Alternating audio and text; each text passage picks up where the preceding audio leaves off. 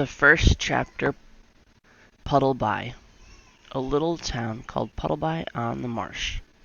Once upon a time, many years ago, when our grandfathers were little children, there was a doctor, and his name was Dolittle, John Dolittle, M.D. M.D. means he was a proper doctor, and he knew a whole lot. He lived in a town called Puddleby on the marsh. All the folks, young and old, knew him well by sight, and whenever he would walk down the street in his high hat, everyone would say, "There goes the doctor. He's a clever man." And the dogs and the children would all run up and follow behind him, and even the crows that lived in the church tower would caw and nod their heads. The house he lived in, on the edge of town, was quite small, but his garden was very large, and had a wide lawn, and stone seats and weeping willows hanging over it. His sister, Sarah Dolittle, was housekeeper for him, but the doctor looked after the garden himself. He was very fond of animals, and kept many kinds of pets. Besides the goldfish in the pond at the bottom of his garden, he had rabbits in the pantry, white mice in his piano, a squirrel in the linen closet, and a hedgehog in the cellar. He had a cow with a calf too, and an old lame horse, 25 years of age, and chickens and pigeons and 2 lambs and many other animals. But his favorite pets were Dab Dab the duck, Jip the dog, Gub Gub the baby pig, Polynesia the parrot, and the owl Tutu. His sister used to grumble about all these animals, and said they made the house untidy.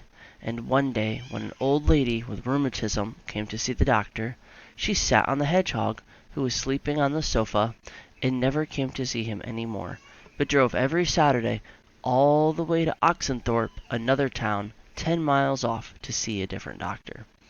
Then his sister, Sarah Dolittle, came to him and said, "John, how can you expect sick people to come to you when you keep all these animals in the house? It's a fine doctor who'd have a parlor full of hedgehog and mice." "That's the 4th person these animals have driven away. Squire Jenkins and the parson say they wouldn't come near your house again, no matter how sick they are. We're getting poorer every day. If you go on like this, none of your best people will have you for a doctor." "But I like animals better than the best people," said the doctor. "You are ridiculous," said his sister, and walked out of the room. So as time went on, the doctor got more and more animals, and the less people came to see him, got less and less, till at last he had no one left except the cat's meat man, who didn't mind any kind of animals. But the cat's meat man wasn't very rich, and he only got sick once a year, at Christmas time, when he used to give the doctor 6 pence for a bottle of medicine. 6 pence a year wasn't enough to live on, even in those days long ago, and if the doctor hadn't had some money saved up in his money box, no one knows what would have happened.